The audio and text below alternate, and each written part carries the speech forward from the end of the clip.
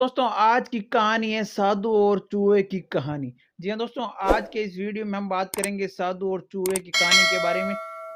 बहुत समय पहले की बात है, एक गांव में एक साधु मंदिर में रहा करता था। उसकी दिनचर्या रोजाना प्रभु की भक्ति करना और आने जाने वाले लोगों को धर्म का उपदेश देना थी। गांव वाले भी जब भी मंदिर में आते तो साधु को कुछ न कुछ दान दिए जाते थे।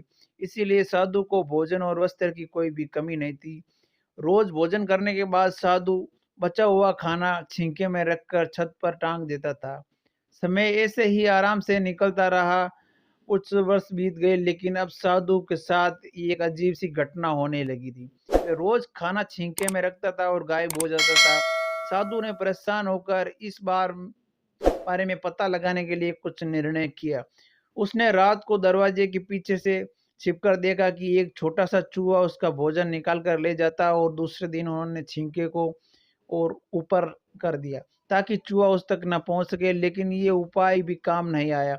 उन्होंने देखा कि चूहा और ऊंची छलांग लगाकर छींके पर चढ़ जाता और भोजन निकाल ले जाता है। अब साधु चूहे से परेशान होने लगा। एक दिन उससे मंदिर में एक भिक्षुक आया। उसने साधु को परेशान देखा और उसकी परेशानी का कारण पूछा। तो साधु ने भिक्षुक को पूरा किस्सा सुना दिया। भिक्षुक ने साधु से कहा कि सबसे पहले ये पता लगाना चाहिए कि चूहे में इतना ऊंचा उछलने की शक्ति कहाँ से आती है।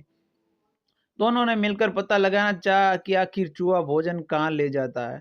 दोनों ने छुपकर चूहे का पीछा किया और देखा कि मंदिर में पीछे चूहे ने अपना बिल बनाया हुआ है, और चूहे के जाने के बाद उन्होंने बिल को खोदा तो देखा कि चूहे के बिल में खाने पीने के सामान का बहुत बड़ा भंडार है।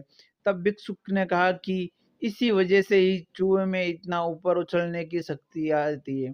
उन्होंने उस सामग्री को निकाल लिया और गरीबों में बांट दिया।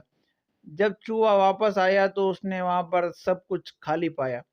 तो उसका पूरा आत्मविश्वास ही समाप्त हो गया। उसने सोचा कि वो खाने-पीने का इंतज़ाम फिर से कर लेगा, और साधु छींके में अपना खाना रख देता, और चूहा जैसे ही आता है और उस छींके में छलांग लगाता है, लेकिन आत्मविश्वास की कमी के कारण वहाँ पर पहुँच नहीं पाता, और साधु ने उसे वहाँ से आखिरकार भगा देते हैं।